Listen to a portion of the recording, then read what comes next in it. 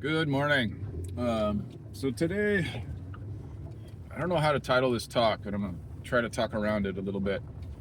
I want to talk about what it takes to achieve mastery. And in a nutshell, it takes emotional courage. And I want to sort of talk about all the pitfalls that we fall into, and how to develop sort of an inner capacity that will enable you to create more mastery, and not just mastery, but like peace and power within yourself. Okay, so a couple things about the talks for those of you that are new. One, they're slow. Two, I pause and I take breaths. I encourage you to do that as well. Three, the reason that I do this is because I truly believe that one of the greatest skills going forward in life is going to be to unplug from the attention grabbing machine that we're all being bombarded with every day.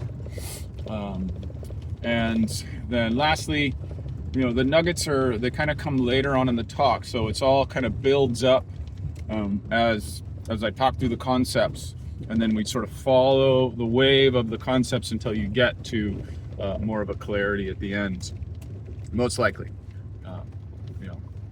All right, so this, what I mean by this attaining mastery is most easily described this way. When someone points out to you something that you're doing wrong, and you truly are doing it wrong, there's two ways that people go. They either go to like super overconfidence, I never make mistakes. Not necessarily I never make mistakes, but some people go there, like the Donald Trumps of the world. I never make mistakes. I'd never get anything wrong. So you never admit error. So that's the extreme side on one end. And the other side is, I'm just like, oh my God, you're right. I was so wrong. And then you kind of like crumple into a puddle of nothingness, a puddle of despair. And they're both defense mechanisms. So when I'm talking about this master key, it's kind of hard to put words around because it's a deep concept with a lot of nuance to it. So, I learned that, masters, there's a study done, and people who become masters, their experience of a challenging, aggressive, demeaning teacher wasn't that big of a deal. They just took it in as information that they could develop in themselves.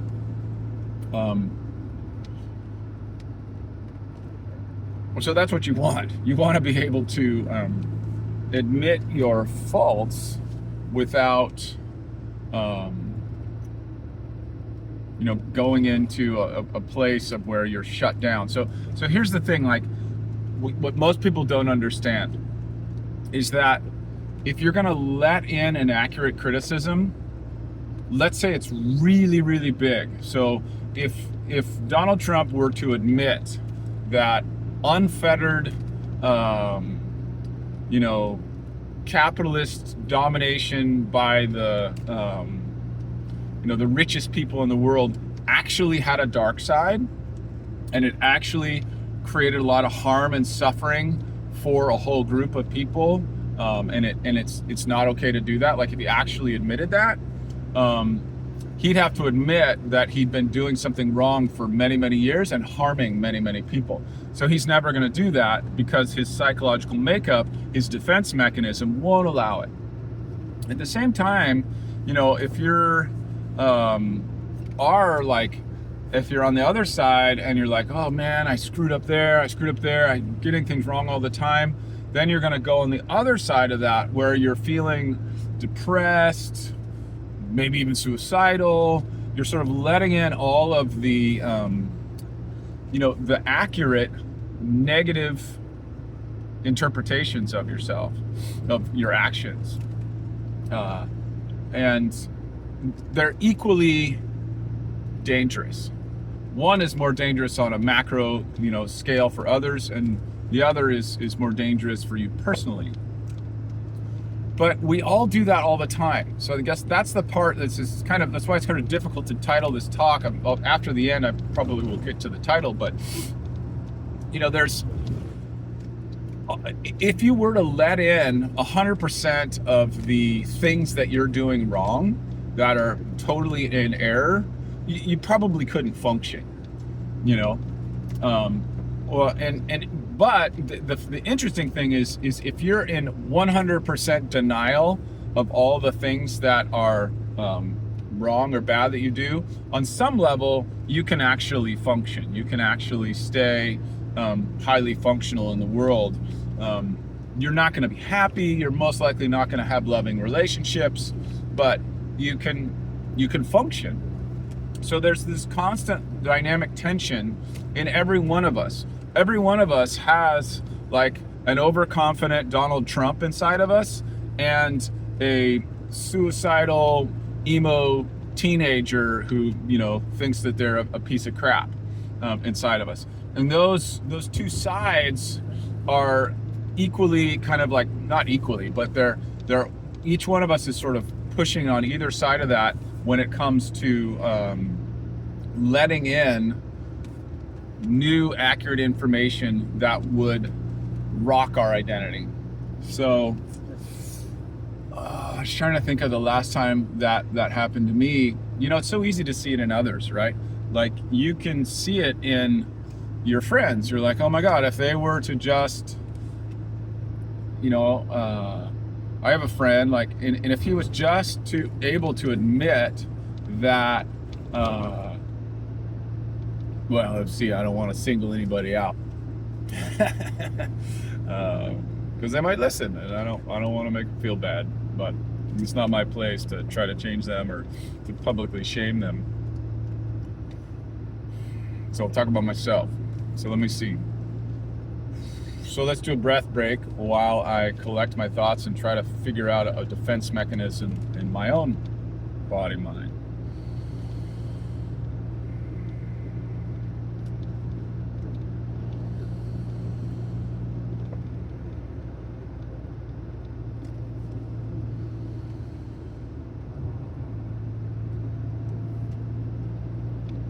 Well, I didn't find one in my own body, mind, but I'm going to say this a different way. So on that overconfidence side, you're going to interact with people every day who are just super confident about what they're telling you. Like they know that they've got access to the truth, whether it be about heaters or, air source heat pumps or politics or ecological restoration or unfettered capitalism. Like they know 100% they're right. And I do that too, you do that too, and that will give you a sense of secure identity so that you can function in the world. But the problem is that it'll shut out the reality of what is actually going on and what you actually do need to change to be a higher level functioning master. So it does come back to this idea, which I really like, of Ray Dalio's, the investor Ray Dalio. He talks about radical open-mindedness. And so the thing that I'm trying to get to in this talk, and again, it's going to take a while to kind of distill it down to its essence. It takes courage to get to this place of radical open-mindedness where you're actually able and willing to see the parts of you that are the things that you've done and been that are damaging.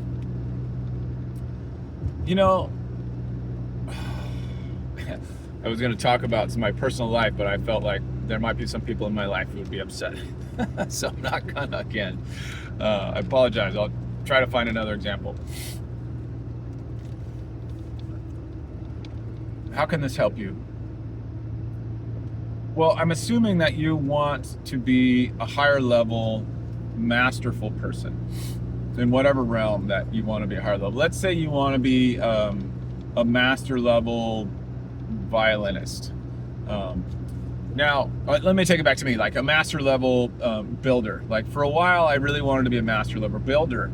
And it was really interesting because I was learning a lot of stuff, but when I was around, there are some builders who were really good, but when I was around them and they were constantly picking at my skills, and they did it in a way that sort of constantly kind of put me down, I didn't have the emotional strength at that point in my life to actually take what they were saying and learn from them.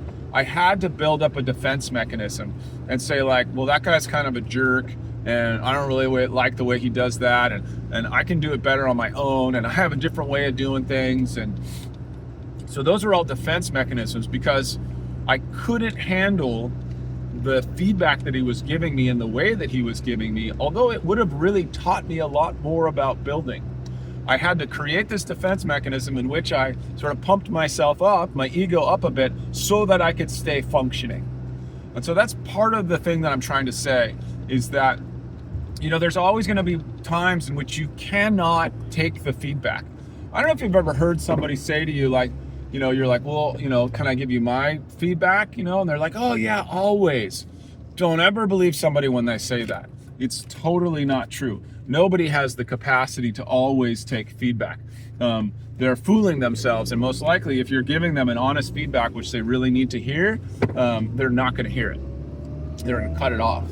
You know, if you're going to try to receive someone's really authentic criticism and feedback, you got to really like dig in and see, like, do I have the emotional wherewithal right now to receive this and really let this in? And sometimes the answer is no. Sometimes you don't, and you just really need to like build up your own confidence to keep yourself moving forward. So when I talk about the master key, what I was trying to thinking around is this: there's this zone in between overconfidence and, you know, falling into depression and a puddle of uselessness. That's that master zone, where you've got enough confidence in yourself and your capacities to stay functioning, but enough humility so that you're letting in the new information and letting in the things that, you know, so it's like you want to develop this capacity to be like, okay, if I've been living, let's say I've been a vegetarian for 30 years, and if new information comes forth to me that I see that being a vegetarian has been super bad for me, or the way I've been being a vegetarian has been super bad for me, or bad for others, or bad for the planet, or bad for my family. So most people think it's the other way around, right? It's like, oh, I was a carnivore, and oh, that was super bad. Now I'm a vegetarian, so I did the I did the example in reverse. But the point is not the example. The point is that you've actually internalized new accurate information, and you've been open enough to see it. It's not open. So here's the thing: people think that you just have to be open. It's not about being open. It's about having a deeper self-confidence. You know, someone like Donald Trump, he doesn't have a deep self-confidence. He has a surface level self-confidence, but deep down, it's very obvious to me and other psychologists that, you know, he's very wounded, childlike inside, and that's why he's constantly sort of pushing these defense mechanisms out into the world, and it's a constant sort of battle for control. So I got a little sidetracked there. Let me focus.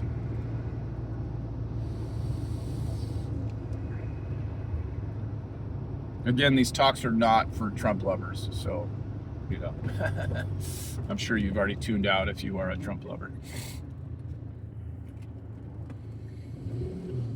Oh. So accessing that deeper self-confidence is what is the goal. And so how do you get to that deeper level of self-confidence? I've said it in previous talks, and it's really about, for lack of a better term, initiations. So you have to be initiated, and what an initiation looks like.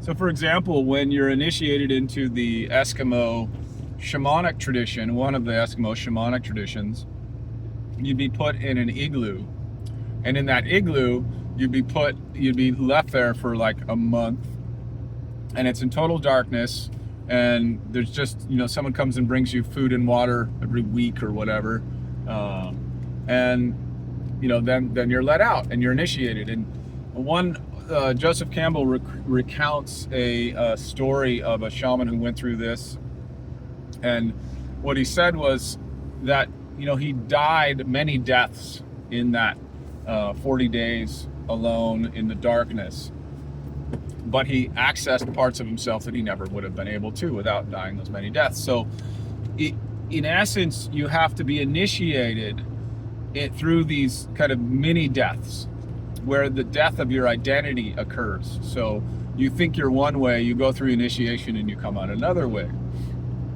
For me, my initiations were 30 days in the wilderness alone, 14 days in the wilderness, 7 days in the wilderness alone, 10 days fasting in like a tent type situation where I stayed in there for 10 days and only had no food and just water once a day. And ayahuasca ceremonies, psilocybin ceremonies, educational transformational ceremonies like landmark education, and men's group initiations, and 30 days in a wilderness survival course with just a blanket and a knife and a cup and clothes on our back. So all those kinds of things. And so in our culture, we don't have built-in initiations for men or women. And so I put myself through all those things because of that void that I was feeling inside of myself. And so each one of those times that I went through one of those, and also initiations can be international travel, it can be big feats like climbing Mount Everest or whatever. It doesn't have to be that big, but it can be there's when you challenge yourself, when you challenge your identity, not just your physical capacity. That's one way to do it, but when you challenge your identity to a higher level. Gotta manage traffic here a little bit. It's the fireman's barbecue is happening today. They're unloading all of the benches. So when you initiate, going through those initiations, the saying is that when you've faced your identity death, well, that's not really the saying, this is how I'm going to say it. When you face your identity death, what happens is something emerges inside of you that's fuller, it's more you, it's more eternal. It's for lack of a better term, it's just a more confident version of yourself, but not that surface level confidence that has to prove something to the world or has to control. It's almost like you throw yourself into more and more of these situations that you can't control. That's why I think ayahuasca and psilocybin ceremonies have become so popular right now, because you can't control it. No matter what you do, you are sent off into a place where you're not able to control, and so you confront a kind of identity death every time that you do that. I'm waiting for a car. I think he's gonna get around me, so let me see here. If I can move forward a little bit more. Okay. So that's the route. It really doesn't matter which route that you take, but if you face this identity death, then you're going to start to build this inner confidence, and then just consciously start looking for opportunities to get feedback. Oh, I was just thinking about when the last time that's happened to me is, and I'm having a tough time remembering one, but if you just keep opening yourself to opportunities to be shown that you've made a mistake, or that basically that you've been wrong. So it's not about, so people have this idea that personal growth is about like smashing your weaknesses and being super strong or becoming more effective, more disciplined. It's really not about that. It's about accepting who you are and knowing who you are at a deeper level. You're still going to have a bunch of weaknesses and a bunch of strengths, but you no longer have to mask those over or hide them or control them or some way, because it's this need to control your world which is kind of the disease of our era. Everybody, all the men and the women too, like this whole movement of people trying to control everything, create order out of chaos. You can't have any chaos. Which is a disease. It's pathological. It's a lack of deep spiritual confidence in oneself. So that's the master key. The master key is to practice this radical open-mindedness in which you're willing to be proven wrong. You're able to be proven wrong without feeling depressed or feeling, without like losing your momentum. Because that's the thing. What happens is it's dangerous to let others prove us wrong. So this is kind of the nugget. Here's the nugget right here. You and I and everybody, it really fucks with us when we let other people prove us wrong. So you have to have a certain level of self-confidence in order to be able to hold the energy of being proven wrong without being, crushed. When people prove you wrong, you're going to feel it, like, oh, the pain. You're going to feel a little bit of a pain, but knowing that that's not permanent, it's not eternal, it doesn't say anything bad about you. It's just like we all make mistakes. We all have these weaknesses. We all are going to blow it. But, knowing inside of you that you're still on the right track. I hope that communicated, because it's like if I can communicate this one clearly, you guys it really will help you. It's like, I keep talking about the master keys. There's a lot of master keys. This is one of those master keys, developing that inner self-confidence that enables you to be proven wrong and to be shown the pain that you've caused others without crumbling and giving up, rather than holding this false illusion of confidence over everyone and everything. It's just look at it. You'll see people claim this confidence all around you that's not real. It's just a shield. It's the shield of confidence. And then there's this other, it's kind of a shield of depression. So there's two sides. You have the shield of confidence and the shield of depression. And both of them keep you away from feeling the true pain of the transformation to your next evolved level of self. Like Jung talks about the integrated self. So this is the process of integrating the self in a Jungian context as well. There's a link in the about section for coaching. If you or somebody you know is interested in that, I'm going to do some one-on-one and some group stuff. I'm also looking for somebody who wants to do a one-on-one live, so we can do a live coaching session, because I know that'll be really helpful for all of you people who watch this, because that's when the best stuff comes out. When it's not just me talking to myself, I'm literally talking to you, but the camera, I can just see myself. So it's better when it's an actual different human being, and the field. So there's a field of interaction that happens between us.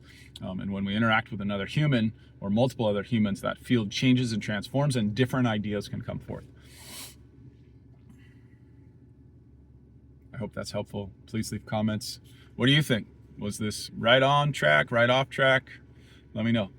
All right. Let me know what you think I should clarify or leave out or whatever. Challenge me. I'm all ears.